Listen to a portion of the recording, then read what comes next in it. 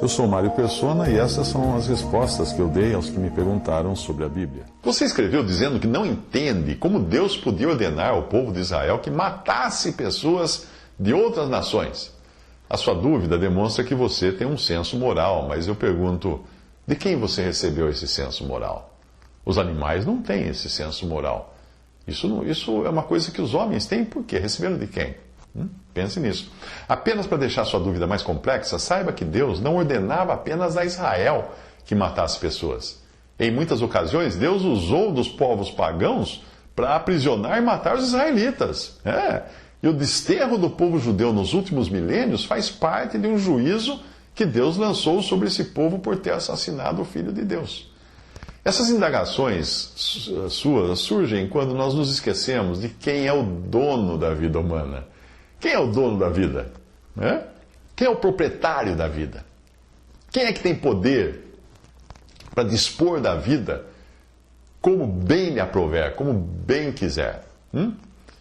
Você não iria questionar o fazendeiro da razão dele criar gado para enviar ao matadouro. Você não iria questionar o dono da granja de quem teria dado a ele o direito de matar frangos. Ele é dono do frango, o fazendeiro é dono dos bois. Ele faz o que ele quiser com os bois, com os frangos. Você não fica no cais gritando para os barcos de pesca, para os pescadores, que eles não têm o direito de matar peixes. Eles são pescadores. Quando ele pega o peixe na rede, o peixe passou a ser dele. Ele faz o que ele quer com o peixe. Mas agora você indaga que direito tem Deus de ordenar a morte de quem ele bem entender, se ele é o próprio dono da vida.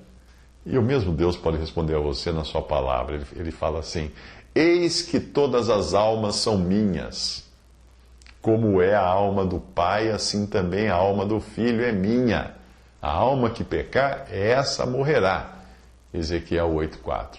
18, Ezequiel 18:4. Você percebe como é fútil questionar o oleiro da razão dele fazer o que bem entender com seus vasos de barro, que são obras da sua mão, das suas mãos? Ele é dono do barro, ele é o criador do vaso, então ele tem total direito sobre a sua criação. Quando Deus deu autoridade ao homem, isso incluía poder matar alguém para manter a ordem no mundo. Imagine um mundo sem polícia e sem armas para combater os malfeitores. Já pensou? Se já é ruim com polícia e com armas, nós já temos tanta criminalidade porque os homens decidiram também não obedecer a Deus. Deus tinha ordenado a pena de morte lá em Noé, e os homens decidiram não aplicar a pena de morte para o homicida. Deus deu essa ordem a Noé, e nunca foi revogada essa ordem. Mas esses mesmos tribunais humanos que Deus instituiu se limitam a julgar os crimes contra os homens e seus semelhantes. A Noé, Deus falou assim: quem derramar o sangue do homem, pelo homem o seu sangue será derramado, porque Deus fez o homem conforme a sua imagem. Isso está em Gênesis 9, versículo 6. Mas nas situações quando Deus foi a vítima da violência, como é que fica? Deus deu ao homem autoridade para inclusive condenar à morte um outro homem que matou um outro homem.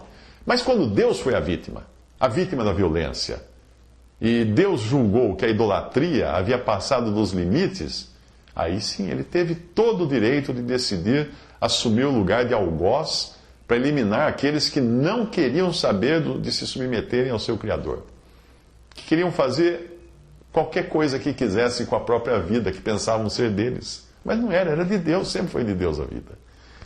Esses não eram apenas culpados de homicídio, mas de deicídio, que é o ato de querer eliminar a Deus ou substituí-lo por um ídolo. Pecando, a Bíblia fala, pecando o homem contra o homem, os juízes o julgarão. Pecando, porém, o homem contra o Senhor, quem rogará por ele? Mas não ouviram a voz de seu pai, porque o Senhor os queria matar. 1 Samuel 2,25.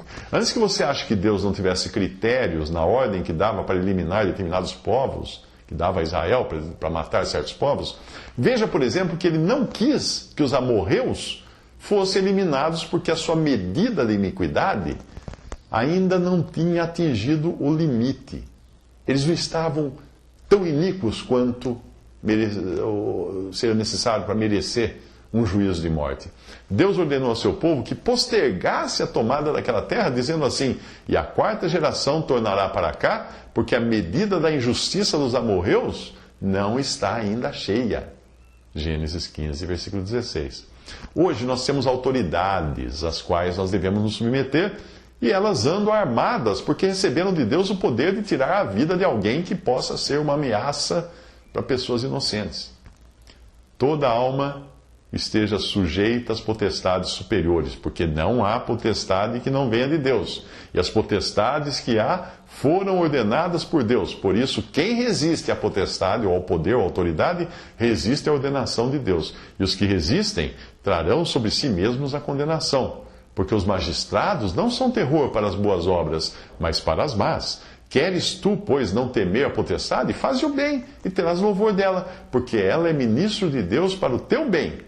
Mas se fizeres o mal, teme, pois não traz debalde, não traz em vão a espada, porque é ministro de Deus e vingador para castigar o que faz o mal. Romanos 13, versículo 4.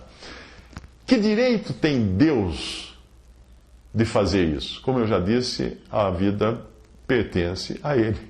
E nós, humanos, somos apenas arrendatários nela, nós apenas alugamos essa vida para utilizarmos dessa vida da melhor maneira, segundo os critérios de Deus. E saiba que nem mesmo os cristãos estão livres de serem mortos hoje por Deus, por aquilo que a Bíblia chama de pecado para a morte. 1 João 5,16. Pecado para a morte não tem nada a ver com perda de salvação, hein? Esqueça, você vai nessas igrejas que fala que pecado para a morte, perdeu a salvação. Não é isso. Pecado da morte. O que é morte? Morreu. A pessoa morre. É isso que é morte. Na palavra de Deus, nós temos alguns exemplos desse pecado para a morte que pode justificar que Deus tire a vida de um cristão por não servir mais de testemunho para ele, para Deus, neste mundo, e apenas causar estorvo, embaraço para Deus. Veja a passagem. Disse então Pedro a Ananias: por que encheu Satanás o teu coração para que mentisses ao Espírito Santo e retivesses parte do preço da herdade? Guardando-a não ficava para ti? E vendida não estava em teu poder? Por que formaste este desígnio no teu coração? Não mentiste aos homens, mas a Deus. E Ananias, ouvindo essas palavras, caiu e expirou, morreu. E um grande temor veio sobre todos os que isto ouviram. E levantando-se os moços, cobriram o morto e, transportando-o para fora, o sepultaram. E passando um espaço quase de 3 horas, entrou também sua mulher, não sabendo o que havia acontecido, e disse-lhe Pedro: dize-me, vendestes, portanto, aquela herdade? Ela disse: sim, portanto. Então Pedro lhe disse: por que é que entre vós vos concertastes para tentar o Espírito do Senhor? Eis aí a porta, os pés dos que sepultaram teu marido, e também te levarão a ti. E logo caiu aos pés dos apóstolos, e expirou. Morreu, a mulher também morreu. E entrando os moços, acharam-na morta, e a sepultaram junto de seu marido. E houve um grande temor em toda a igreja. Atos 5, de 3 a 11. Paulo escreveu aos Coríntios: eu, na verdade, ainda que ausente no corpo, mas presente no espírito, já determinei, como se estivesse presente, que o que tal ato praticou, em nome de nosso Senhor Jesus Cristo, juntos vós e o meu espírito, pelo poder de nosso Senhor Jesus Cristo, seja entregue a Satanás para a destruição da carne, ou seja, a morte, para que o espírito seja salvo no dia do Senhor Jesus. 1 Coríntios 5, de 3 a 5. Um apóstolo tinha essa autoridade de entregar a Satanás, o blasfemo, para que fosse morto, mesmo sendo convertido, para que o espírito fosse salvo. Uma outra passagem diz: e entre esses foram Himeneu e Alexandre, os quais entreguei a Satanás, para que aprendam a não blasfemar. 1 Timóteo 1,20. Himeneu e Alexandre deveriam morrer. Em Corinto também existiam muitos que tinham adoecido e perdido a vida por falta de respeito para com o Senhor na ceia que ele instituiu. Mas ali a repreensão de morte não vinha de um apóstolo, mas era aplicada pelo próprio Senhor, algo que ainda pode acontecer nos nossos dias. Os que dormem, na passagem, a expressão que dormem é usado para crentes que tinham morrido. Veja a passagem. Examine-se, pois, o homem a si mesmo, e assim coma deste pão e beba deste cálice, porque o que come e bebe indignamente, come e bebe para a sua própria condenação, não discernindo o corpo do Senhor.